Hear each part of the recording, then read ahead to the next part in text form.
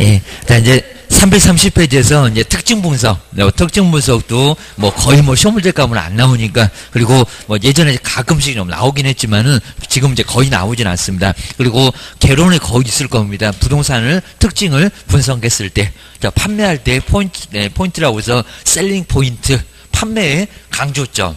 여기 바로 이제 셀링 포인트, 이걸 꼭 알아야 되겠죠. 주거용에서는 뭐를 찾고, 그리고 주택에서도 이제 단독과 공동의 특징 같은 것을 잘 설명을 해야 됩니다. 나 먼저 가로 2번에 이제 셀링 포인트를 개론에 나올 건데, 기술적인 측면에서 봤을 때 뭐 건축 공법이 괜찮다든지 입니다. 아니면 또 동선이 아주 괜찮다든지 구조가 잘 빠졌다, 요 소리입니다.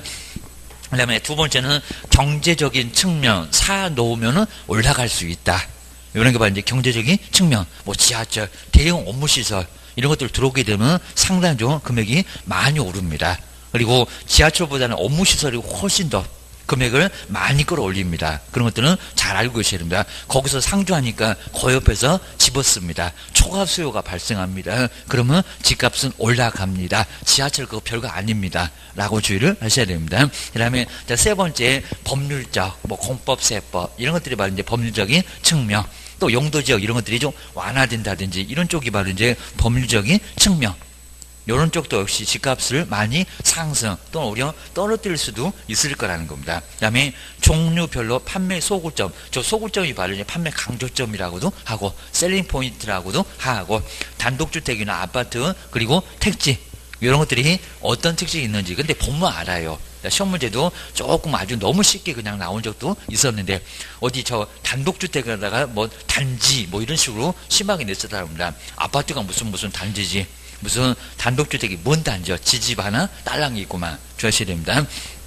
뒤로 넘기셔도 괜찮고요. 그 다음 이제 뭐 네 번째 그냥 가상의 특징 분석, 그런 것들은 별 의미 아예 없고요. 그리고 불만 처리나 설득 같은 것을 좀 잘, 정말 거기는 잘 해줘야 됩니다. 뭐가 자꾸 불만이 있다 그러면 그걸 이제 아주 매끄럽게 넘어가는 방법, 그런 것들을 잘 터득을 하셔야 됩니다. 그 다음 이제 333페이지, 여기도 이제 클로징 방법인데, 여기도 크게 막 비교해서 막 나오진 않습니다.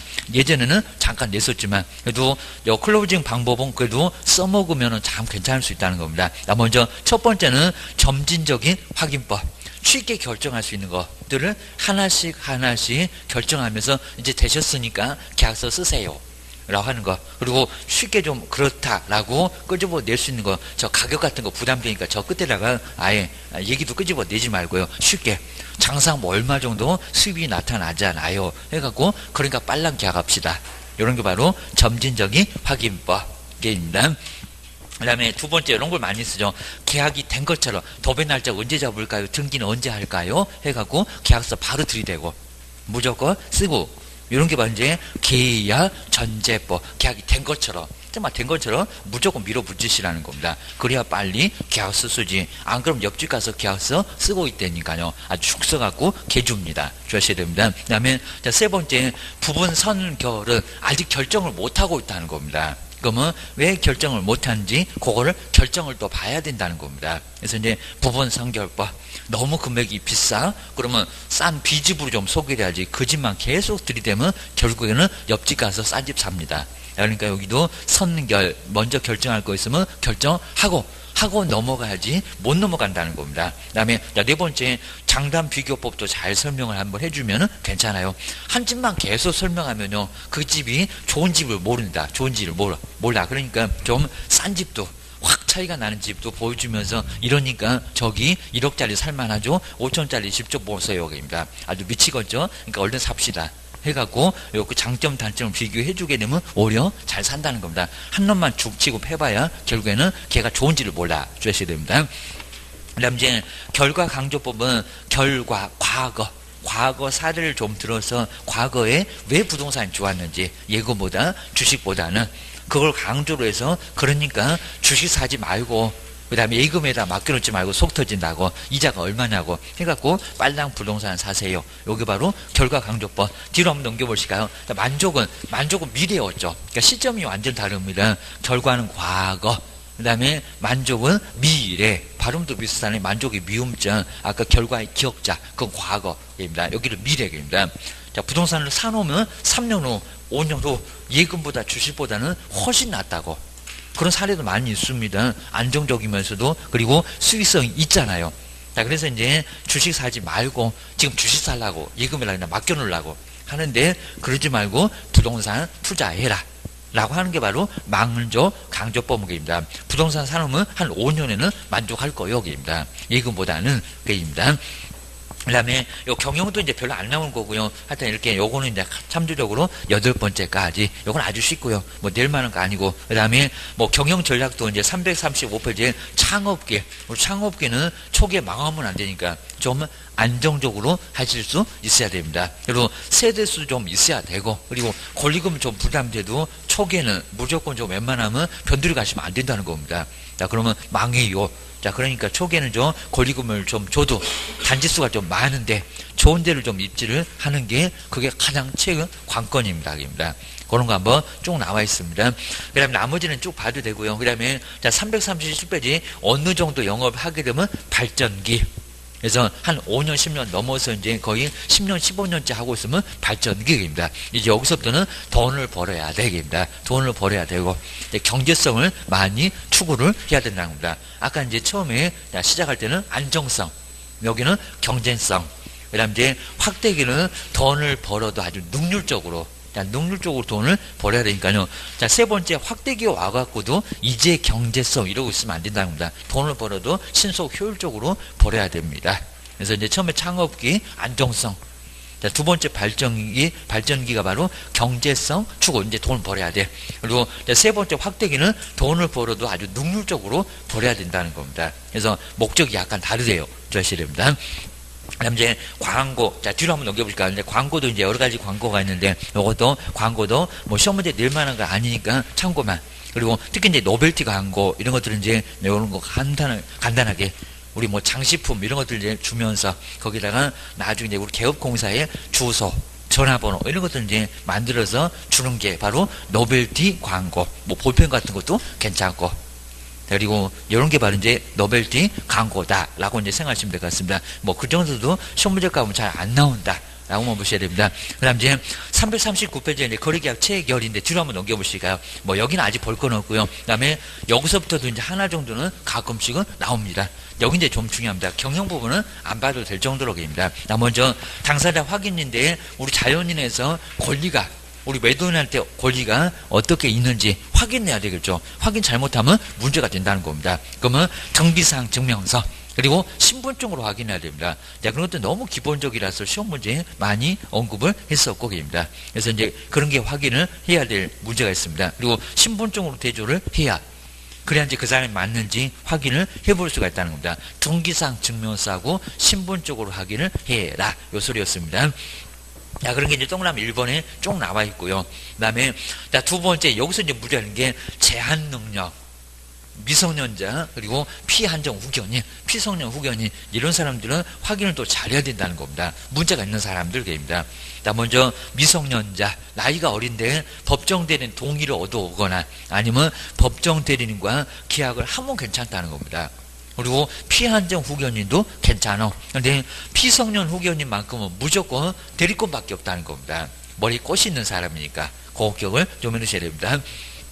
자, 그런 내용들이 바로 이제 기업번, 니은번 쭉 해서 간단하게 뭐 이런 내용들도 쉽게 보면 잘 알 수가 있으니까 민법을 배우니까 자, 그런 것들은 알 수가 있습니다. 특히 이제 니은번에서 피성년 후견인 여기는 대리밖에 절대 안 된다는 겁니다. 동의서를 가지고 와도 계약을 하면 된다 안 된다? 안 된다. 왜? 머리 꽃이 있는데 그걸 보고도 계약을 할 거냐고. 걔는 지가 의사표시를 해도 무슨 의사표시를 어떻게 하는지 아예 모른다는 겁니다. IQ가 한 자리 주의를 하셔야 됩니다. 그러니까 절대로 정말 아예 확인하고도 계약을 해서는 안 되고 무조건 후견인하고 계약을 해야 된다는 겁니다. 하나밖에 없어. 피성년 후견인은. 그래도 피한정 후견인은 오늘 같은 날은 괜찮을 거니까 걔가 비 올 때가 좀 이상합니다. 비 올 때가 우산을 안 쓰고 다녀서 그렇지 오늘은 또 멀쩡해요. 멀쩡해서 오니까 동의서 가지고 오면 계약서를 써도 괜찮다는 겁니다. 머리에 꽃은 없어. 자, 그러니까 괜찮습니다.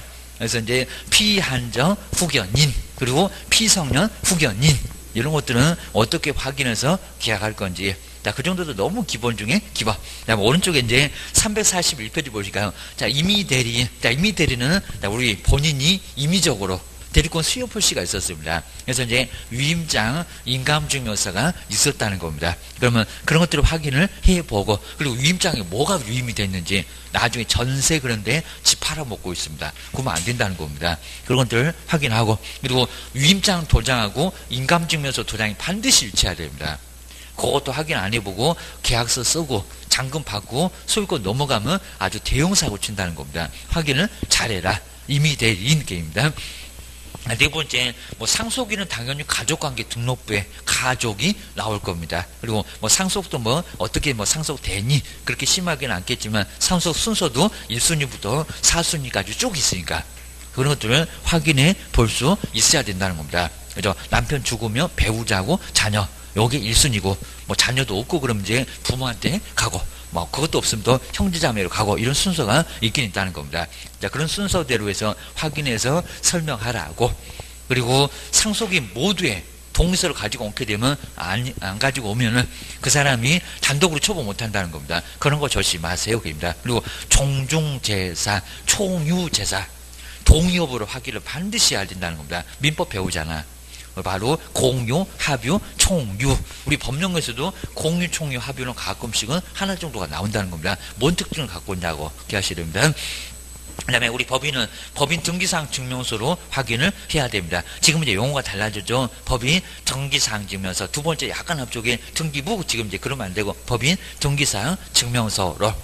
법인의 정관 그러면 큰일 납니다. 뭐라고요? 명함 큰일 나고요. 등기사항 증명서가 따로 있습니다. 등기부를 떼봐야 된다는 겁니다. 떼보면 대표자 누구 해서 처분권이 있는지 없는지 다 나와 있습니다. 그래서 법인만큼은 등기사항 증명서 그것만 딱 밑줄에 넣었고요. 그리고 자세히 거의 안 내고 법인은 언급을 잘 안 합니다. 실무하다 보면 법인하고 회사하고 계약을 할 때가 있다는 겁니다. 조심하세요. 기입니다. 자, 뒤로 넘겨보실까요? 그 다음에 342페이지 저건 안 나와. 기입니다. 이제 필기도구 이런 것도 아예 안 나올 정도니까 보시고요. 그 다음에 343페이지는 이제 거래계약서 거물조교 다시 한번 나오네. 거물조교. 기재사항. 자, 앞쪽에 기재사항만 나오지 내용은 나오지 않습니다. 자, 먼저 매도 매수인의 인적사항. 정말 매도 매수인 요 인적사항은 거래신고에도 그대로 나왔습니다. 매도인 누구고 매수인 누구고 성명 주소 전화번호 자세하게 써야 되고 거래신고도 자세하게 똑같이 해야 되고 그리고 물건의 표시죠. 소재 면적 지모 구조 이런 것들이 바로 물건의 표시 거래한 물건을 표시를 해야 되겠죠. 입니다. 당연히 기재를 하고요. 그거 물 할 때 봤었죠. 그리고 내용을 볼 건 없습니다. 그다음에 이제 물건을 표시해서 이제 정말 면적만큼은 제곱미터당 얼마 요걸 안 쓰게 되면 나중에 수량이 부족했을 때 감액 청구를 못 할 수가 있습니다. 그래서 반드시 금액에다가 제곱미터당 얼마라고 꼭 계산해서 써놓으시라는 겁니다. 평당 그렇게 쓰면 안 되고요. 과태료 얻어맞습니다. 제곱미터당 얼마라고 써야 됩니다. 나눠보면 계산해보면 제곱미터당 얼마가 나와요. 전체 금액에다가 면적으로 딱 나누면 되잖아. 오소리입니다. 그럼 이제 이번에 거래 금액 그리고 계약 금액 그리고 그 지급일자 등 지급에 관한 사항들입니다. 돈을 얼마를 주니 한번 뒤로 넘겨보셔야 됩니다. 자, 그러면서 이제 계약금, 중도금, 잔금 이렇게 계약금, 중도금, 잔금을 치르는 이유를 우리가 설명을 간단하게는 해줘야 된다는 겁니다. 그리고 계약금 받았을 때는 따블로 물어주거나 몰수 당하거나 그러면 언제든지 계약을 빠져나올 수는 있다는 겁니다. 손해만 보면 입니다. 매도인 집값 뛴다고 따블로 물어. 매수인 돈 주면 못했다고 몰수 당해. 그럼 거기서는 빠져나올 수 있다는 겁니다. 가야 된다. 이런 협박이나 다름없다는 겁니다. 안 돼. 주의하셔야 됩니다. 그리고 이제 우리 해약금도 규정이 있었을 때 책임 물을 수 있는 거지 규정 없이 당연히 그런 거 아니라는 겁니다. 그래서 주의를 하셔야 됩니다. 따블로 물어라. 그 다음에 몰수 당한다. 이런 규정이 있었을 때 해약금이 되는 거지. 우리 판례를 보게 되면 아무 소리 안 하면 손해 입증해봐봐. 라고 해서 문제가 된다는 겁니다. 조심하셔야 됩니다. 그 다음에 요 1번에 정말 엉뚱한 소리가 24시간 이내 하루 안 지났으니까 계약금 찾을 수 있다. 그것은 절대 없다는 겁니다. 그래서 아주 황당한 소리니까 절대 그런 규정 자체가 없고 그리고 말이 안 되는 소리니까 아주 소설을 쓰는 거니까 절대로 그런 소리에 나중에 넘어가시면 안 된다는 겁니다. 기하셔야 됩니다. 그다음 두 번째, 이제 중도금 가버리면 이제 아주 난리나 이행에 접어들었어. 접어들었으면 잔금 치르고 가져가야 돼. 이 정도로 이행의 착수, 이제 꼼짝 못 한다는 겁니다. 그래서 이제 매도인, 매수인도 마찬가지입니다. 우리 매도인도 이제는 따블 물어줘도 안 된다는 겁니다. 매수인의 동의가 있어야 돼. 매수인이 손해배상 청구할 겁니다. 돈 덜 주면 내가 없던 걸로 해주지. 이런 일이 발생한다는 겁니다. 또 매수인도 마찬가지입니다. 중도금까지 쳐놓고 잔금 없다고 계약 파기하면 안 되냐고. 안 돼. 이건 안 된다는 겁니다. 대출이고 뭐고 어떻게든 잔금 치르고 수익금 가져갔다가 다시 내놔야 된다는 겁니다. 안 그러면 방법이 안 나와. 대신에 약정 해제 사유가 있었으면 중도금 치러도 해제는 된다 안 된다? 된다. 그죠? 대출 못 받으면 없던 걸로 하자고. 그거 충분히 된다는 겁니다. 자, 그거는 가능. 약정 해제 사유에서는 중도금도 괜찮습니다. 어떤 경우도 중도금 받으면 파기할 수 없다. X 주의하셔야 됩니다. 이행불능 어떡할 건데? 건물 불타서 없어졌는데 그럼 없던 걸로 해야지. 무효로 해야지. 그게입니다. 그 다음 이제 345페이지 잔금. 잔금은 완전히 끝나는 마당입니다. 잔금 치르면 가져가야 돼. 등기서류 내만.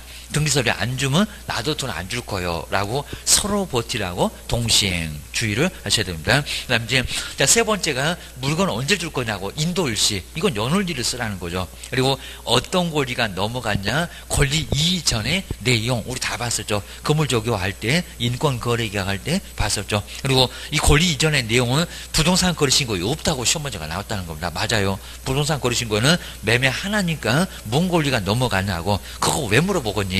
근데 거래계약서는 소유권만 있냐고. 지상권, 지역권, 전세권, 저당권 난리 부르으니까 어떤 권리가 넘어가니 그 내용을 적으라고. 그거는 거래계약서에 있다는 겁니다.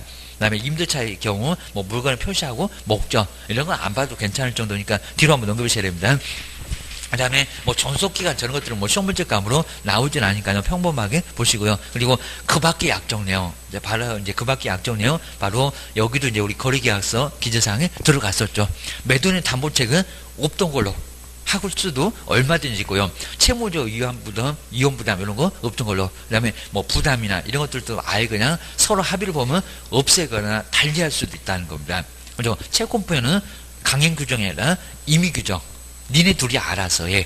이런 게 바로 그 밖에 약정 내용이다. 얼마든지 알아서 합의를 볼 수 있다는 겁니다. 그러면 그 합의가 더 유효입니다. 그 다음에 옆에 이제 거래계약 시 체결할 수 있는 뭐 사례별 유의사항 뭐 이런 것들은 뭐 시험 문제 가면 거의 안 뜰 정도로 그냥 사례별 유의사항 참고만 좀 해놓으시고요. 한번 뒤로 넘겨보실까요? 뒤에도 마찬가지입니다. 뭐 11번째까지 그 정도는 그냥 참고만 해놓으시고 뭐 시험 문제 감으로 그건 거의 내본 적은 없고 그게입니다. 그 다음 이제 349페이지가 등기법에서 하나씩 가끔씩 나오는데 거민. 근데 우리 거민은 우리 법령에서도 조금 계속 쭉 나오다가 최근에는 잘 안 나오는 쪽에 그럼 올해 쪽에는 신경을 좀 써봐야 됩니다. 거민을 받아와라. 그러니까 계약서에다가 거민을 받아와야 등기가 된다는 겁니다. 거민을 안 받아오면 등기가 된다 안 된다? 안 된다. 뭐 다른 건 없다는 겁니다. 매매계약서 가지고 가면은 증여계약서 가지고 가면은 그냥 확인만 간단하게 보고 거기다 거민 도장만 꽉 찍어준다는 겁니다. 시공구청에서. 그러면 등기소 가면 거민 받아왔네요. 아무 소리 안 하고 등기 받아주고. 근데 거민이 없네요. 시공구청 갔다 오라고. 거민과가 따로 있다고. 거기서 받아오라고. 안 그럼 등기 못한다고. 요 소리입니다. 근데 이제 첫 번째 우리 거민은 투기를 탈세를 방지를 하기 위함이다 보니까요. 확인 한번 해보자고. 근데 수익권 이전 등기인데 이게 유상무상을 안 따진다는 겁니다. 얘는 유상무상 안 따지고 증여도 들어간다 안 들어간다? 들어간다. 그리고 판결도 들어갑니다. 판결문 갖고 악용하니까. 그래서 거민은 어디다가 받니? 이런 것들이 시험 문제에 가끔 나온다는 겁니다. 자, 먼저 의에서 첫 번째 줄에 딱 중간에 보시면 수익권 이전, 거기 이전은 유상무상을 안 따져. 유상무상 안 따지고 증여도 들어가. 그리고 교환도 들어가. 대물 변제고 뭐고 다 들어간다는 겁니다. 그래서 여기는 들어간다. 그러셔야 됩니다. 뭐 세금 탈세 못하는 경매나 공매나 이런 건 안 들어가 그쪽입니다. 낙찰 금액으로 딱 내니까 그겁니다. 그 다음 이제 제외 나오죠. 그래서 여기 나오죠. 경매 필요 없다. 뭐 수용, 국가가 수용하는데 거기다 거민 받아오라고 할까요? 뭐 국가가 수익권 이전하니까 말이 안 되고. 그리고 허가 받으면 거민 받은 걸로 보고. 부동산 거래 신고하면은 받은 걸로 보고. 어차피 시군구청이니까. 그리고 공장재단, 광업재단 알 필요 없다는 겁니다. 걔는 투기 안 해. 그죠? 공장재단, 광업재단은 부동산 거래 신고도 안 하고 검인 받을 필요도 없고, 그다음 필요성을 그냥 간단하게 봐주시고요. 뒤로 한번 넘겨보실까요? 자, 그러면서 이제 검인 신청할 때 기재사항. 요 기재사항인데, 자, 그러면 기재사항 그 박스가 보기가 더 좋네요. 박스. 오른쪽에 박스 볼까요? 자, 먼저 당사자.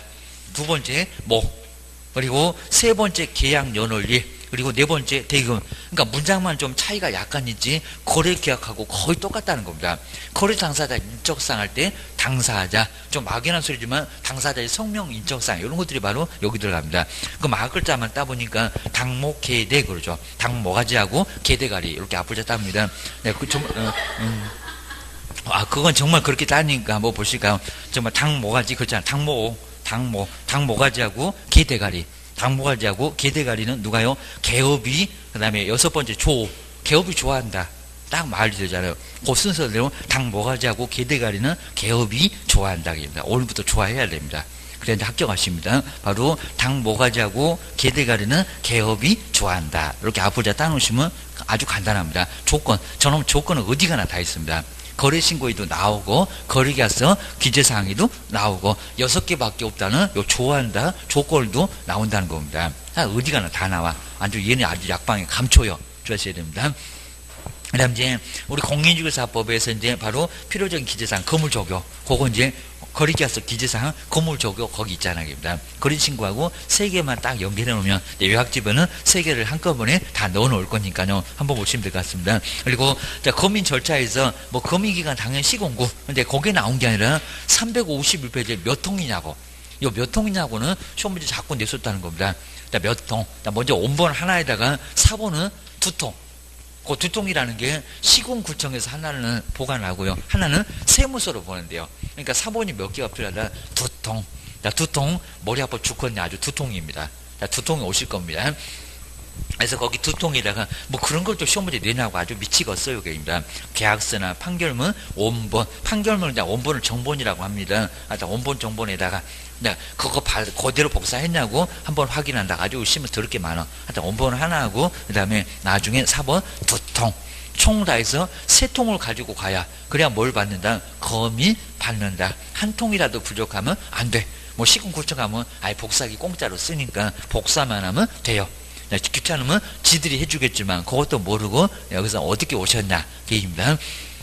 그 다음 이제 네 번째가 이제 계약서 교부하고 4번 바로 송부, 세무서 보낸다. 네, 그런 것들 나와 있고요. 그 다음에 전매시에 검인, 그러니까 이렇게 대팔 때도 검인 받아와라. 라고 하고, 받아와. 자, 뒤로 넘겨보셔야 됩니다. 안 받아오면 나중에 여기서 이제 문제가 된다는 겁니다. 자, 그 다음 이제 주택임대차 보호법인데, 이제 정말 우리 시험 문제 1차가 될 거. 그리고 2차가 될 건 정말 너무 중요한 게 이제 주택임대차 보호법이라고 기억을 좀 해놓으셔야 됩니다. 이제 1차나 2차나 정말 다 중요하고, 그리고 이제 교재가 이제 조금 좀 간단하게 이렇게 돼 있으니까요. 바로 주택임대차 보호법. 여기는 가장 중요하겠죠. 우리 실무가 됐건 뭐가 됐건 간에 353페이지 바로 확인 설명도 중요하겠지만, 여기 이제 첫 번째 주택임대차 보호법.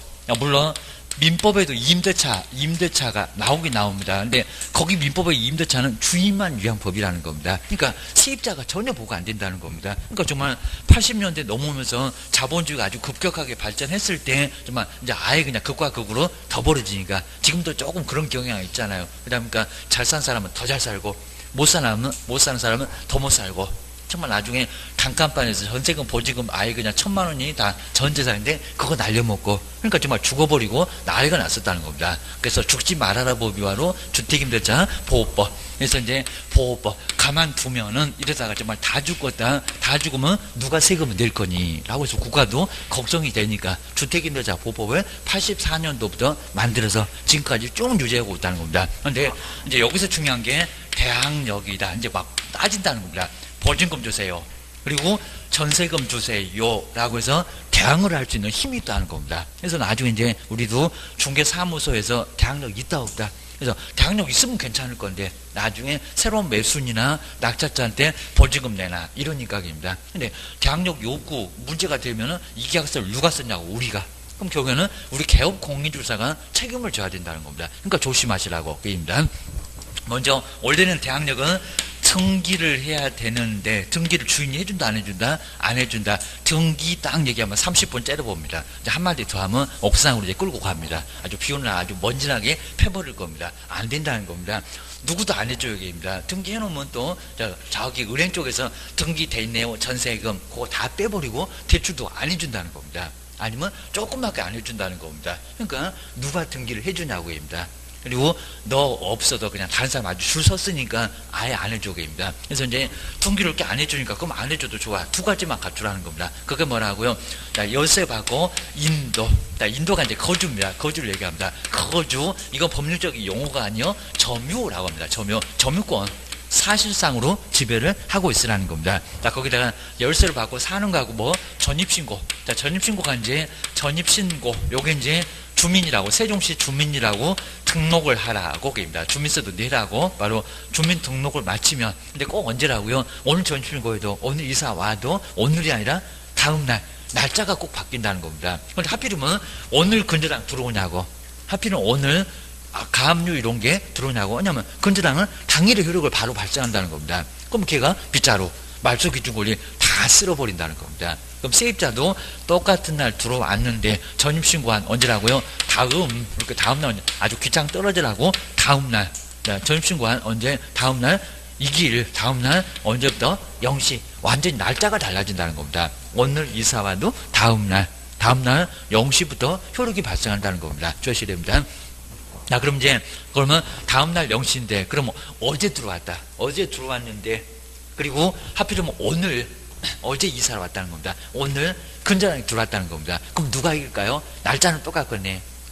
어제 들어왔으니까 오늘 날짜로 효력 발생했고, 그리고 자, 은행도 오늘 가서 등기를 해왔고, 그럼 동순인가 아니라는 겁니다. 시간까지 따져. 시간까지 따지잖아요. 자, 그러면 어제 들어왔으니까 몇 시다? 0시. 등기소 문이 0시에 연이 안 열리게입니다. 언제라고? 9시부터. 그렇죠. 공무원들 다 9시부터 업무 보잖아요. 그래서 언제? 9시. 이게 또 시간까지 따진다는 겁니다. 그것도 시험문제 가끔씩 내용입니다. 또 시간까지. 그러니까 요놈이 오히려 뭐죠? 1순위. 어제라도 들어왔으니까 같이 들어오면 그냥 밀리는데 은행이 1순위고 여기 세입자가 1순위가 될 건데 오히려 어제라도 들어오면 0시보다 더 빠른 사람이 어딨니 게입니다. 네가 뭐 등기소 문도 안 여는데 언제 가서 0시에 등기했니 게입니다. 최소한 네가 빨라봐야 9시 게입니다. 9시. 그래서 시간까지 따져가지고 얘가 1순위 동순위로 똑같이 배당받는 게 아니라 사이좋게 배당받는 게 아니라 뭐라고요? 요놈이 1순위 그리고 은행은 2순위 이렇다는 겁니다. 주셔야 됩니다. 자, 그렇게 보시고요. 그래서 첫 번째가 이제 이렇고 두 번째가 인도. 자, 인도가 이제 금방 보셨던 거주인데, 거주고 그 다음에 점유인데. 자, 먼저 첫 번째 이건 뭐 너무 중요한데 첫 번째 가족이 만약에 가족이 점유했을 때는 가족의 점유도 점유라고 볼까요? 안 볼까요? 그러니까 이제 먼저 2015년 정도 되니까요. 저기 15년 저기 옆에 대전에서 남편이 지금 살고 있는데 바로 남편 갑이 이렇게 남편 갑이 모여 1억으로 전세 계약을 체결했다는 겁니다. 자, 그럼 계약자가 누구다? 계약자가 남편이다. 이런 케이스 형태는 잘 보셔야 됩니다. 그리고 여기서 이제 대전에서 이제 이랬었고요. 그다음에 남편은 대전에서 사는데 그리고 세종시 여기 세종시에서 누가 을하고 그다음에 병하고 그래서 누구 정하고 해서 이제 누구 부인하고 가족은 세종시에서 살고 있다는 겁니다. 지금 현재 세종시에 있는데 세종시 물건 지금 경매로 나갔다는 겁니다. 근데 하필이면 처음에 계약할 때는 없었는데 2017년도에 갑자기 여기에 국민은행에서 집값이 그냥 한 2억 정도밖에 안 되는데 여기서 이제 은행이 여기도 이제 한 1억 정도를 이렇게 대출을 해줬다는 겁니다. 자, 그랬을 때 이제 근데 갑자기 대출 이자를 안 내요, 안 밀려요. 해서 이제 문제가 되다는 겁니다. 근데 2018년 이제 여기서 이제 1월 되니까 여기서 이제 1월 정도 되니까 이제 저 왼수 같은 남편이 이제 어디요? 세종시로 와가지고 합쳤다는 겁니다. 그러니까 이걸 뭐라고 합니까? 세대가 합쳤다. 세대 합가라고 합니다. 이걸 가지고 세대 합쳤다. 자, 그러면 이제 여기서 문제가 됐다는 겁니다. 그랬더니 갑자기 오늘 이렇게 경매가 떡하니 나갔다는 겁니다. 경매가 나갔는데 내가 이거 계약서를 써줬다는 겁니다. 이제 이러면 어떻게 되는 거예요? 입니다. 자, 그러면 어떻게 됩니까? 자, 먼저 남편이 이제 들어왔으니까 은행이 1순위고 얘가 1순위고 그리고 이제 남편이 이제 들어왔으니까 그럼 여기서부터 대항력이 발생해서 계약자가 이제 들어왔잖아요. 계약자 여기는 없었잖아요. 그입니다. 그래서 그러면 여기 2순위다. 자, 2순위. 그럼 이제 죽어버린다고 이제 뛰어내릴 준비하고 있을 겁니다. 자, 그런데 요거 맞을까요? 아니면 그거 아니고 가족이라도 점유를 하고 있었으니까. 가족이라 점유하고 있었으니까 그래도 얘가 그죠? 근저당 없을 때 먼저 들어왔으니까 여기가 1순위고 입니다. 1순위고 그리고 은행은 2순위고 그럼 이제 요거 1번이 맞을까요? 2번이 맞을까요? 시험 문제 나오면 뭐라고 해야 될까요? 입니다. 2번 아닙니다. 바로 몇 번? 그러니까 아주 엄격하게 보면은 이제 남편이 들어왔으니까 여기서 이제 대항력 발생 전입신고 계약자가 점유 그렇죠. 여기는 이제 점심고 한 것은 남편이 이제 들어왔으니까 여기 같기는 하는데 그렇지 않다는 겁니다. 누구요? 계약자는 어차피 주머니 돈, 쌈짓돈, 가족이나 부인이나 그렇죠. 그러니까 남편은 누구를 통해서 가족을 통해서 점유했다. 살았다. 그러니까 뭐라고요? 대항력이 있다. 이렇게 본다는 겁니다. 그래서 결국에는 뭐 합치거나 안 합치거나 괜찮아요. 여기입니다. 나중에 남편이 들어왔다가 경매 당했을 때도 저기 처음에 가족이 점유했던 다음날로부터 대항력 발생했고 확정일자 받고 살고 있으면 우선변제도 받을 수 있다는 겁니다. 요거는 가능해 주셔야 됩니다. 자, 그러면 요거하고 거의 유사한 게 먼저 처음에 임차인이 요 임차인이 바로 누군데? 을인데 그리고 이제 갑이 이제 임대인입니다. 임대인 동의를 얻었다는 겁니다. 그리고 요걸 전대차를 설정을 했다는 겁니다. 전대차. 이렇게 전대차. 그러면 임대차를 굴렸다. 누구한테? 병한테입니다. 그러니까 처음에 여기도 똑같습니다. 처음에 임차인 들어왔을 때는 아무것도 없었다는 겁니다. 근데 갑자기 나중에 이제 넘기려고 하니까 건재장이 떡하니 껴있더라는 겁니다. 그런데 지금 2018년 정도 나가야 되는데 자 그러면 요 건재장 때문에 어떻게 할 거냐고 입니다. 새로운 임대차 계약 체결한 게는 종전의 임대차를 그대로 1억 있었던 요 1억을 그대로 이어받았다는 겁니다. 그 굴려받았다는 겁니다.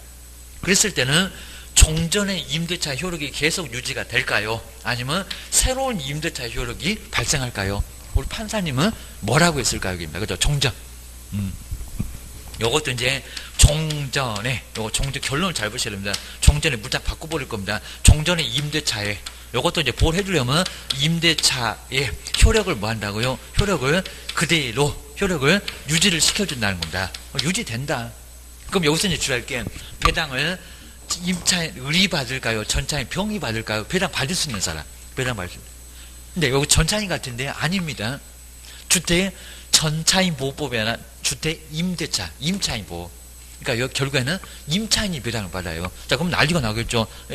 유임장 인감증명서를 이미 안 가지고 있으면, 그러니까 우리가 받아놔야 된다는 겁니다. 유임장 인감증명서 가지고 있으면, 대타로, 사람이 대위에서 받을 수 있는데, 왜요? 그죠? 여기서 이제 을이 병에게 전세금 보증금 받도록 허락합니다. 그런 유임장이 있었다는 겁니다. 인감증명서도 있고, 대타, 유임장 받아서 대타가 할 수 있다는 겁니다. 그러면 요 돈을 그대로 받을 건데, 만약에 요거 이제 유임장 인감증명서 안 받아놓으면 법원에 공탁을 했는데 찾지를 못한다는 겁니다. 갖고 김서방 찾고 난리가 났습니다. 이거 어떻게 찾으려고? 하다 보니까 상당히 골치 아프다는 겁니다. 자, 그렇게 찾으려면 얘가 그냥 형식적으로 한번 소장 접수해가지고요. 주소 보정 들어오면은 주민센터 가가지고 얘 거 떼보면 나올 수는 있다는 겁니다. 아니면 휴대폰 전화 알고 있으면 사실 조회하게 되면 우리 휴대폰 그냥 SK 그 다음에 KT 그 다음에 LG 그리고 또 여기다가 이제 알뜰폰인가 뭐가 있나 요거 회사 다 쓰게 되면은 결국에는 여기서 다 걸리겠잖아요. 그럼 얘 정보를 알려준다는 겁니다. 그런 방법으로 해서 저렇게 어렵게 차단해야 된다는 겁니다. 그러니까 우리 기업이 유임장 인감증명서만 먼저 가지고 있었으면 경매가 나가도 병이 받을 건데 저렇게 고생을 엄청 시켰다는 겁니다. 그래서 이런 것들은 미리 받아 놓으시라는 겁니다. 그죠? 배당 받을 사람은 전차인이 아니라 임차인. 그러니까 원래 임대차 효력이 계속 유지되니까 누가 받으러 와야 되냐고? 을이 받으러 와야 된다는 겁니다. 그거 조심해 주셔야 됩니다. 자, 그 정도고요. 근데 여기가 이제 중요합니다. 근데 여기 이제 전입신고, 전입신고는 제대로 해야 되고, 우리 시험 문제 요거 자주 나와요. 여기입니다. 자주 나와요. 자, 기하셔야 됩니다. 먼저 첫 번째, 단독주택하고 공동주택이 완전히 다르다는 겁니다. 단독주택. 요 단독주택은 아까도 헷갈리셨죠? 자, 먼저 하숙집, 다중주택. 그리고 다가구래요, 다세대래요. 단독주택은 다 다가고, 다세대가 아니라 다가고, 요게 자꾸 헷갈리는 겁니다. 다가고, 하여튼 많다는 의미는 똑같으니까 방법이 안 나옵니다. 단가, 싸게 파는 거 단가 공세가 나오고 있습니다. 다가구 주택. 그래서 요거에 바로 이제 단독주택 들어갈 거고요. 여기는 집원 외에, 집원은 당연히 맞아야 되고요. 근데 동이나, 어차피 한 사람 집인데 동이나 호수까지도 맞아야 될까요? 요거는 아예 없어도 괜찮을까요? 동이나 호수, 그죠? 집원만 있으면 된다는 겁니다. 연원만 있으면 돼요. 동호수 없어도 괜찮고, 잘못 기재돼도 괜찮고, 없어도 괜찮고, 아무 문제 없고, 집원만 맞으면 된다는 겁니다. 어차피 한 사람 집, 그죠? 요거 어차피, 그죠? 가배집이니까 소유권자 한 사람, A가 살고, 뭐 B가 살고, C가 살고, 어차피 한 사람 소유권자 집이니까 동호수는 필요 없다는 겁니다. 그냥 집원만 1번지 이러면 된다는 겁니다. 요거면 돼. 동호수 안 써도 괜찮다는 겁니다. 주의하셔야 됩니다. 근데 이제 큰일 난다. 니은번에 공동주택입니다. 공동주택이면 여기는 무슨 주택이래요? 다 가구가 아니라 다 세대. 그리고 무슨 주택? 연립. 그 다음에 무슨 주택? 아파트. 얘는 면적도 필요 없어입니다. 뭐 660제곱미터 이하, 660제곱미터 초과 해도 얘는 면적도 필요 없이 5계층 이상이면 아파트. 자, 그러면 우리 아파트 살아보세요. 막 101호, 201호, 301호 소유권자 다 달려. 그러면 여기에 집원 외에 뭐도 필요하대요. 집원 외에. 집원만 맞아서는 안 돼. 뭐디요? 동이나, 그리고 뭐가? 호수가. 동이나 호수가 정확하게 뭐 해야 된다? 일치해야 된다는 겁니다. 만약에 일치하지 않게 되면 배당이 된다 안 된다? 안 된다는 겁니다. 주셔야 됩니다. 자, 그러면서 이제 여기도 판례가, 자, 세 번째 이제 판례가 또 나온 적이 있었는데, 요 판례 같은 것들을 잘 정리를 해 놓으시라는 겁니다. 판례. 자, 특히 이제 정말 우리 시험 문제에서 가장 많이 나왔을 겁니다. 연립주택인데, 연립주택이면 단독주택이니 공동주택인지 계입니다. 나 먼저 여기서 이제 현관문에는 우리 개업이 그랬다는 겁니다. 현관문에는 1층 201호 이렇게 돼 있으니까 201호 전혀 의심도 안 했다는 겁니다. 그리고 이렇게 요거 이제 현관문대로 맞춰갖고 전입신고를 이렇게 해놨는데 우리 개업이 그렇게 시켰다는 겁니다. 근데 나중에 보니까 현관문하고 요 공부라는 게 그죠? 공적인 장부 대장에는 안 그래. 건축물 대장에는 뭐라고요? 안 그렇고 101호 이렇게 돼 있다는 겁니다. 이렇게 불일치하게 됐다는 겁니다. 이랬을 때 여기 지금 연립주택 1억짜리 전세 살고 있는데 순서는 엄청 빨랐다는 겁니다. 그 전세금 1억이 배당 될까요? 안 될까요? 여기입니다. 그런데 요걸 우리 개업이 썼다는 겁니다. 시킨 것도 현관문대로 그대로 써갖고 전입신고 그대로 하고 확정일자 그대로 받았다는 겁니다. 문제가 될 거입니다. 왜냐면요, 이게 애매할 수 있다는 겁니다. 지표면. 자, 그러면 들어간 것도 나간 것도 거의 막 이렇게 비슷해갖고 요 집은, 자, 그러니까 여기도 1m 들어갔고 땅을 확 다 파볼 수도 없고, 그 다음에 여기도 1m입니다. 그랬을 때 요 집은, 여기 지금 있는 집은 101호 지층이라고 101이라고 해야 할까? 얘는 지하라고 해야 될까? 지하 뭐 01호 뭐 02호 이런 식으로 해갖고 지하라고 하는 게 맞을까요? 아니면 지층 101호라고 하는 게 맞을까입니다. 이렇게 똑같았을 때 들어간 부분 나간 부분이 똑같다는 겁니다. 자, 먼저 지표면이 2분의 1이네요. 딱 2분의 1. 그럼 얘를 뭐라고 한대요? 예? 요거는 지하. 요거 지하입니다. 지하. 근데 우리 주인들이 요걸 지하라고 합니까? 안 합니까? 안 해요. 왜요? 뭐 여기서 지하면 3천밖에 안 나오는데, 그래도 지층 그러면 5천 받습니다. 막 전세금. 월세도 이제 계산하게 되면 엄청 많이 받아. 그러니까 많이 받아 먹으려고 주인들은 요게 지하라고 써야 된다는 거 아는데도 안 쓰고 요렇게 쓴다는 겁니다. 그럼 이제 이 집 봐봐봐. 이 집이 통으로 경매를 나왔는데 얘는 이제 여기다 201호라고 썼을 거고 현관문이 그게 돼 있다는 겁니다. 그리고 301호라고 됐을 거. 공부는 얘는 지하고 여긴 101호고 201호고 난리가 났다는 겁니다. 통으로 경매가 나왔는데 난리가 났다는 겁니다. 배당 받는 사람 한 개도 없겠다. 근데 그 계약서를 한꺼번에 또 갑이라는 개업이 썼으면 이거 몇 억도 깨질 건데 큰일 난다는 겁니다. 조심하셔야 됩니다.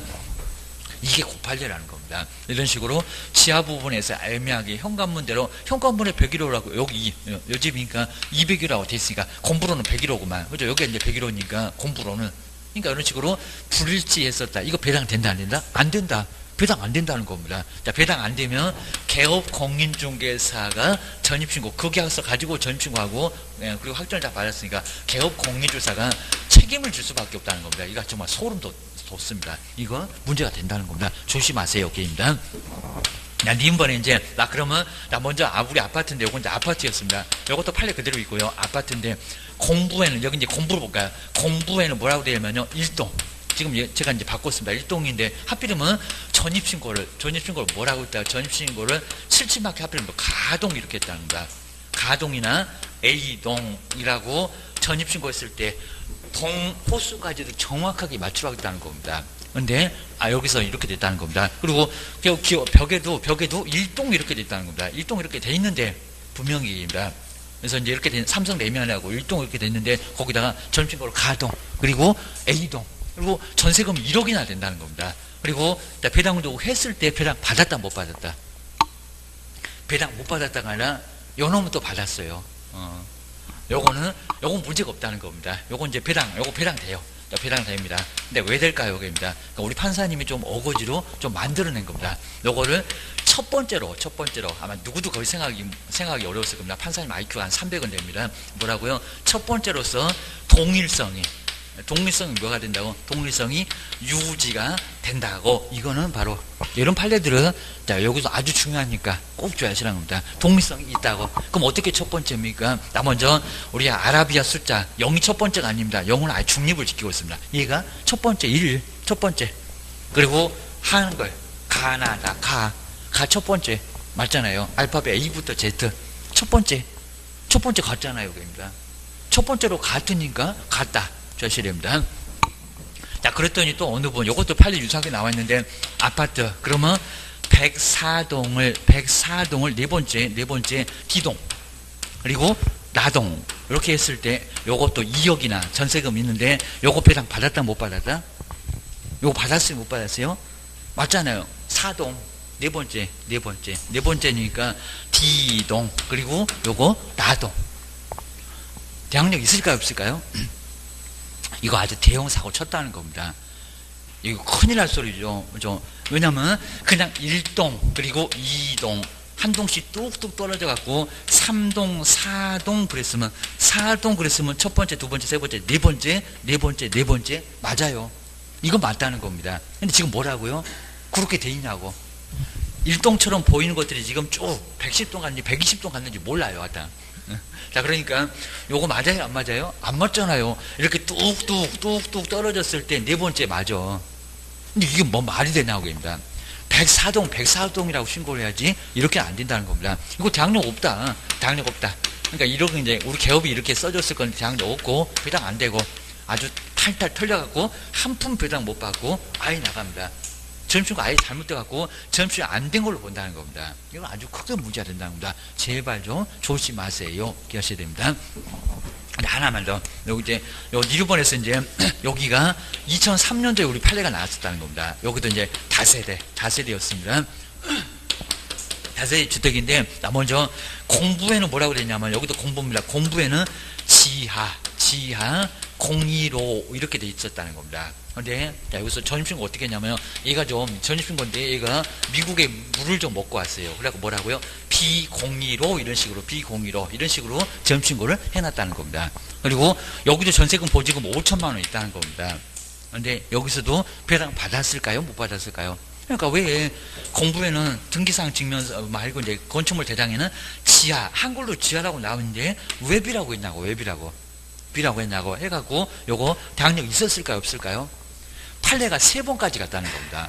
항소를 계속했다는 겁니다. 2003년도에 먼저 첫 번째 1심 저기 지방법원에서는 요거 대항력 없다. 대항력 없다. 2003년에 처음 나왔으니까 그 전에 그런 게 없었다는 겁니다. 대항력 없다. 왜 지하를 왜 B라고 했냐고 합니다. 안 맞다고 다세대 그죠 공동주택이라고 호수까지 정확하게 맞추라고 했구만.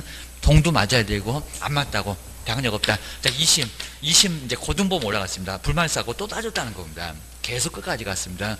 아주 그리고 여기서도 고등법원에서 이제 한 번밖에 안 남았는데 3세판입니다. 대항력 여기도 없다. 그래서 이제 얘가 이제 나중에 이제 20종 올라가고 이제 죽어버린다고 이제 난리 났습니다. 자살소득 났습니다. 자살. 그래갖고 2심까지 이제 한 번밖에 없어요. 한 번밖에. 그리고 우리 보통 판례가 기존의 판례를 다 거의 안 바뀌어요. 그러니까 거의 정말 95%는 똑같아. 뭐로? 대항력 없어. 이렇게 간다는 겁니다. 안 바뀐다고요. 그입니다. 그리고 바뀌었으면 여기 와서 바뀌었겠지. 이제 한 번밖에 안 남았는데 얘가 바뀌겠니? 그입니다. 안 바뀔 건데. 그리고 나중에 30년 갖고 바뀌면 니네 판례를 잘못 써왔다. 요거 파기환송합니다. 다시 전말할 때 내 견해를 쏘라고 이런 식으로 달라진다는 겁니다. 근데 요 3심에서는 뭐라고요? 요거 갑자기 죽어버린다고 하니까 뭐요? 좀 죽어버린다고 지금 뛰어내니까요. 그죠? 이거 지금 5천만 원 막 대출까지 받아갖고 지금 지하방에서 지금 사는데 이거 오직하겠냐고입니다. 나 죽어버릴 거예요. 그입니다. 지금 아주 뛰어내린다고 난리 났습니다. 죽이면 안 되겠죠. 대학력 있다. 대학력 있다. 그죠? 대학력 있다고 살려놨다는 겁니다. 대학력 있다. 그입니다. 근데 왜 있냐고 게입니다. 오늘 뭐 백화점 가면 다 알잖아요. 그죠? 우리 엘리베이터 이렇게 타보시면 뭐라고요? 저기 지하 차 대놨잖아. 차. 그러면 지하 2층은 뭐라고요? B. 그거 보통 그거 누르면서 생각 안 하셨나? 그죠? 콩 누르고 오잖아요. 누르고. 이제 차 거기다가 대놨는지 그냥 괜히 그냥 자기가 잘못돼놓고 얘 잡고 막 난리가 나죠. 그죠? 지금 이제 벽에다 다 잘 써놨대요. 번호도 붙여놓으니까 찾기도 좋습니다. 그죠? 그 다음에 지하 4층 뭐라고? B4. 지금 다 B4 이런 식으로 써놨잖아요. 그러니까 요 B가 도대체 뭐냐고 영어를 찾아보시면 이 B가 베이스먼트의 약자래요. 베이스먼트의 약자인데 요놈이 지하라고 해석이 된다는 겁니다. 그러면 B 얘가 베이스먼트 지하 뭐 지하를 지하라고 잘 전춘고 했는데 왜 니들은 대학력이 없다고 얘를 지금 뛰어내리게 하냐고 그러니까. 지금 얘 죽어버린다고 지금 난리가 났다는 겁니다. 그러니까 뭐 죽지 말어. 죽기는 왜 죽어 그입니다. 그래서 뭐 일단 대학력 있다. 여기들은 이제 판결 났으니까 니들 잘못 써와서 대학력 있어야 하고 죄송했습니다. 잘못합니다. 꼬리 팍 내려가고 눈 깔아했더니 이렇게 써가지고 왔다는 겁니다. 결국에 대학력 있다. 대학력 있다는 겁니다. 그렇죠? 이건 대학력 이쪽입니다.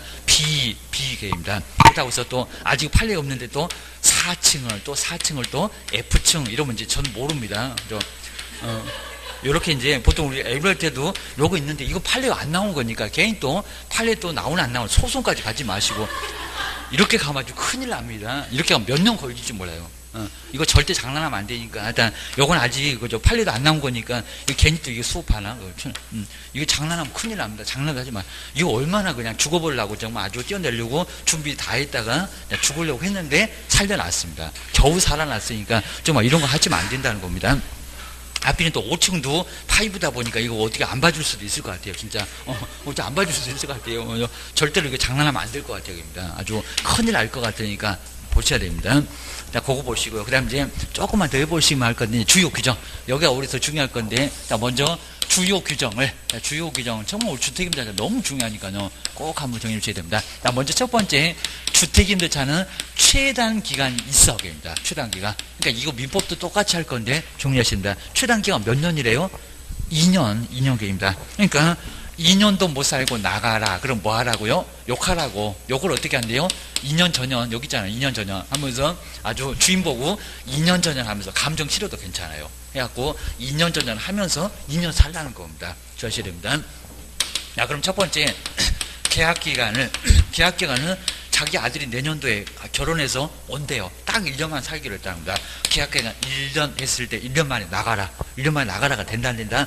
나가라 여기나 얻어먹어라 합니다. 뭐라고? 2년 전년 하면서 살 수 있다는 겁니다. 뭔 소리요? 1년 더 남아서 2년 채울 거 요것도 된다는 겁니다. 자, 그리고 회사 일 때문에 1년이니까 1년 만에 나간다 안 나간다 이것도 된다는 겁니다. 그런데 주의할 수 있게 요거 이렇게 얘기하는 게 그러면 만약에 계약 기간을 몇 년으로 2년으로 해놨는데 요것도 이제 괜히 또 우리 전번에 예전에 그냥 아주 학교 가신 분들은 요거 막 사무소에서 내기했다고 2년 만에 이렇게 2년 계약서 2년을 해놨는데 막 전화가 막 수십 통 와 있길래 무슨 사고 났나 했더니 지금 점심값 내기를 해갖고 지금 결판을 내야 된다고 해갖고 1년 만에 이렇게 나간다는 게 1년 만에 나간다가 된다 안 된다가 이렇게 된다 안 된다가 막 5대4라고 난리 났대요. 지금 계급들이 모여갖고 점심값 내기로 했는데 계약기간 2년을 정해놓고 1년 만에 나간다가 된다 안 된다. 그죠? 된다 안 된다 이걸 이렇게 왔다 갔다. 여기도 벌써 이제 한 표씩 나오신 것 같아요. 속으로 지금 표가 나왔을 건데 이게 될 것 같기도 안 될 것 같기도 하고 된다 안 된다. 여기 요걸 보고 하면 잘못 해석을 한 것 같은데 된다 되기는 뭐가 되냐입니다. 안 됩니다. 이거 안 됩니다. 나간다 안 돼. 이거 안 되는 게 맞아요. 이거 안 된다가 요게 맞습니다. 이거 이렇게 얘기하면 정말 대형 사고 쳐야 됩니다. 그죠? 요거 된다는 분 오늘 점심 사야 됩니다. 큰일 납니다. 여기가 안 된다는 거죠. 그래서 뭐라고요? 그거 정말 대형 사고 친다는 겁니다. 안 돼. 안 돼. 근데 여기는 왜 됐냐고. 1년 약속을 했잖아요. 2년 지켜줬잖아요. 그러니까 약속을 그대로 지켜줬으니까 아무 문제가 없는데 골라먹는 재미 있다는 겁니다. 그죠? 골라먹는 재미 있잖아요. 그만한 집이 없으면 2년 전년 하면서 욕하고 살고, 그 다음에 옆집에 더 싼 집 있으면 1년 만에 잽싸게 튀어나오고, 입니다. 아니면 회사 때문에 가야 되고, 그러니까 가능하다는 겁니다. 근데 계약기간을 2년 정해놓고, 그리고 계약기간 약속은 깨라고 있습니까? 그 농담 삼아서 그런 거지, 입니다. 여기는 신은성실의 원칙, 계약기간 2년을 지켜야지 왜 1년 만에 나가냐고. 그러니까 이렇게 나갈 수 있는 것은 1년 정해놓고 나갈 수 있는데, 2년 정해놓고 나간다 못 나간다 안 된다는 겁니다. 조심하셔야 됩니다. 1년만 나간다 못 나간다 못 나간다. 자, 그러면 그것도 합의를 약속을 이렇게 받아야 됩니다. 주인한테 동의, 아주 그냥 눈 깔아 그러면 깔아야 되고요. 거기다 이제 대타를 새로운 세입자를 구해 놓고, 그리고 중개 보수를 다, 이건 반띵, 그죠? 1년 살다가 반띵 안 됩니다. 중개 보수 다 부담을 하고, 정말 이렇게 2박 3일 싹싹 비라고, 안 그러면 2년 돼갖고 와라, 이렇게 해야 한다는 겁니다. 주인 이상하게 그냥 꼴통 피우는 사람도 있습니다. 이런 사람은 2년 되면 와, 집 비워놓고 나가, 이렇게 돼버립니다. 구하지도 못하게 한다는 겁니다. 그럼 정말 구하지도 못해요. 약속을 어긴 거니까. 자, 이런 식으로 2박 3일 싹싹 빌어가고 다 중개보수까지, 그 뭐 주인은 이제 경산하죠. 그렇지 않아도 이제 거의 다 기간 돼갖고 나가서 중개보수 쓰려고 이제 지가 쓰고 다 나가네. 그러니까 새로운 대타를 구해놨다는 겁니다. 이런 책임이 있다는 겁니다. 요거 주의하셔야 됩니다. 계약기간 2년을 정해놓고는 1년 만에 못 나가. 막 이것도 선생님이 막 그랬다고. 선생님이 그러긴 뭐 그래요. 본인이 주무셨지, 게입니다. 나중에 동영상 틀어보니까 그런 적 없더만, 게입니다. 아니면 요걸 잘못해서 가셔서 요걸 잘못. 1년은 돼. 1년은 그냥 1년이니까 지켜주면 된다는 겁니다. 근데 2년 정해놓고 어떻게 1년이 된 얘기입니다. 계약 위반, 중개보수 다 물어내야 된다는 겁니다. 아주 2박 3일 싹싹 빌어갖고, 이것도 약속 합의가 안 되면 나갈 수도 없다는 겁니다. 아주 골치 아파. 주셔야 됩니다. 그 다음 이제 두 번째, 요 두 번째가 이제 묵시적, 요 묵시적 갱신한 겁니다. 묵시적이 갱신. 묵시적 갱신. 먼저 첫 번째, 우리 기출문제가 임대인은, 임대인은 묵시적 갱신. 너무 짧아도 안 되고 너무 늦어도 안 된다는 겁니다. 몇 개월에서 만기 6월에서, 요걸 시험문제, 요걸 가로 기억으로인가 해가지고 시험문제, 기출문제 네 번 적 있다는 겁니다. 우리 먼저 기출문제 한번 특강도 할 겁니다. 6월에서 몇 월, 1월 사이에. 그러니까 너무 빨라도 안 된다는 겁니다. 그러면 성질은 급해가고 만기 6개월도 안 돼갖고 나가라, 이런 거 쓰면 효력이 없다는 겁니다. 그리고 이제 너무 늘어 터져갖고 15일 되니까, 보름 되니까 이제 왔고 나가라, 이미 늦었어. 요 사이에서 통보를 해야 된다는 겁니다. 먼저 갱신 거절의 통보, 그리고 뒤에는 아주 쓰러져요. 조건을 변경하지 않냐면 갱신하지 않는다는 그 뜻을 통지하지 않았을 때. 또 뭔 소리래요? 좀 이따 들어보면 압니다. 그다음 이제 임차인. 그래서 임차인은 언제까지, 그죠? 언제까지만 있으면 됩니다. 언제까지? 요 1월 전까지만. 그러니까 여기도 마찬가지입니다. 이제 보름 남았는데, 열흘밖에 안 남았는데 전 나갈게요. 나가기는 뭔 나가니? 이미 묵시적인 갱신이 됐다는 겁니다. 그러니까 여기 바로 이제 서로 무슨 통보가 아무것도 없다는 겁니다. 통보. 여기는 나가라 소리도 없고 나간다 소리도 없고 올려달라는 소리도 없고 도대체 아무 소리가 없다는 겁니다. 뭔 통보가 아무것도 없다는 겁니다. 그럼 니네 둘 다 불만 없나 보네? 불만 없나 보네? 그러니까 갱신된 거야. 자동갱신, 법정갱신, 묵시적인 갱신. 자, 그러면 기간은 정함이 없는 것으로 하는데, 이것도 몇 년이래요? 최단기간 얼마냐고? 또 욕하고 살라고. 몇 년이라고요? 2년. 우리 세입자 아주 신났어요. 이제 2년도 되지만 옆집 보니까 더 싼 집이 또 있다는 겁니다. 나간다. 3월 후에는 또 해지를 또 할 수 있다는 겁니다. 해지의 효력까지도 발생할 수 있다는 겁니다. 걔는 또 우리 민법 배웠다고 1개월 나오고, 그냥 전세권 배웠다가 6개월 나오고, 이거 아니라는 겁니다. 그거 민법이요. 민법보다도 주택임대차가 더 특별해서 보증금 마련할 시간을 좀 달라는 겁니다. 그래서 3개월이다. 이런 거 다 나왔었다는 겁니다. 주의하셔야 됩니다. 신고할 때 바로 설명을 해야 돼요. 주의하셔야 됩니다. 그 다음에 세 번째, 증액을 할 수 있다 없다. 우리 상가도 증액이 달라졌다는 겁니다. 좀 더 결제 수정할 겁니다. 둘 다 5%로 이제 달라졌습니다.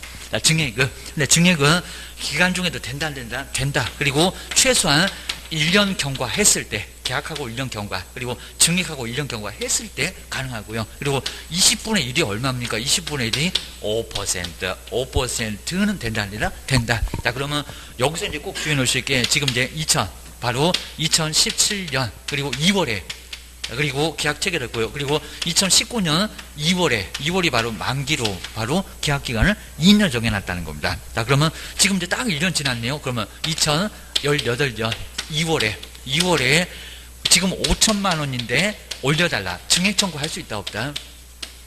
근데 우리 뭐 사시는 분들은 뭐 그렇게 아주 그냥 마음이 그냥 넓으셔서 자선 사업 하시는지 이거 다 안 된다고 합니다. 된다 안 된다? 계약 기간 중에 된다 안 된다?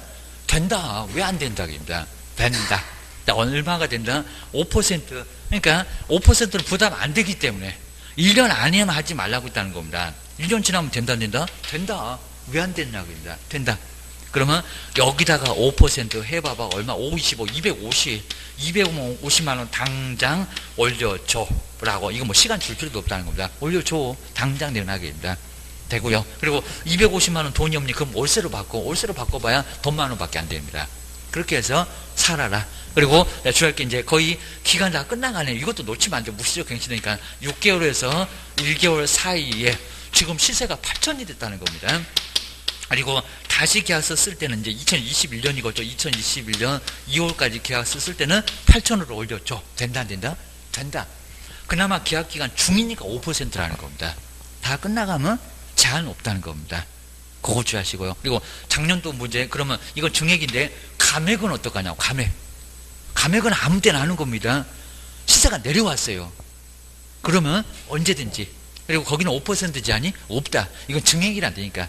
증액이니까 부담스러우니까, 임차할 때 부담스러우니까 증액은 제한해도 감액은 제한 자체가 없다는 겁니다. 아무 때나. 세입자 좋은 거니까. 입니다.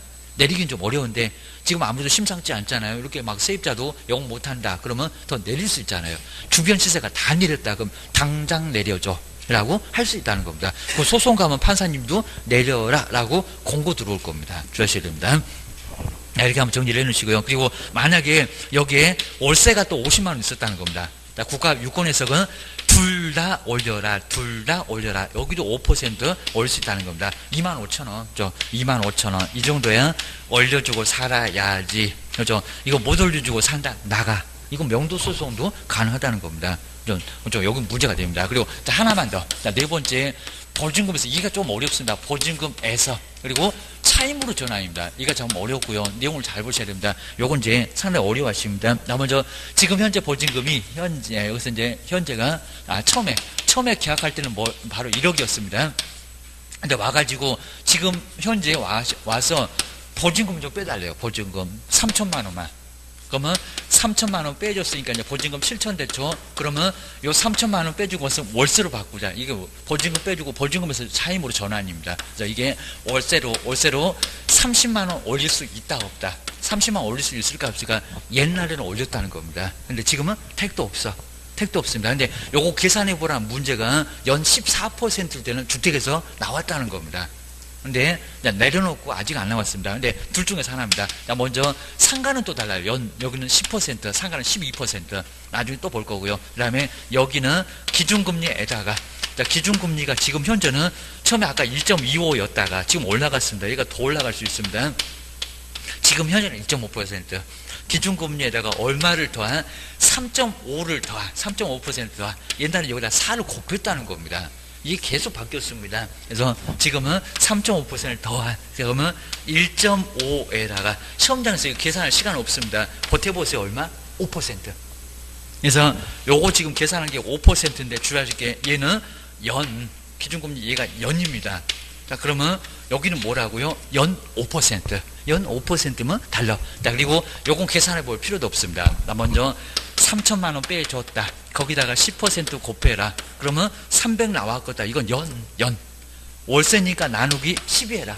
이거 잘 보셔야 됩니다. 12. 금액만 살짝 다르고 나중에 시험장에 가보면 나올 수 있다는 겁니다. 근데 요놈은 높을 거예요. 주의하셔야 됩니다.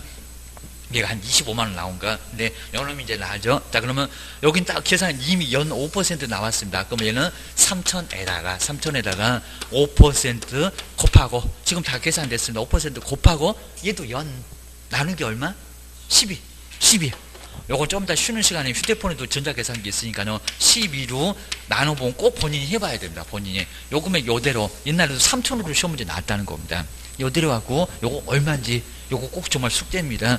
안 하시면 옥상에 끌려가시니까 한번, 네, 한번 보시고요. 그리고 요거 한번 본인이 꼭 한번 해봐야 됩니다. 그래야 감이 좀 생깁니다. 요거까지 해놓고 이제 다음 시간에 저 뒤에까지 마무리 해보겠습니다. 쉬었다 가겠습니다.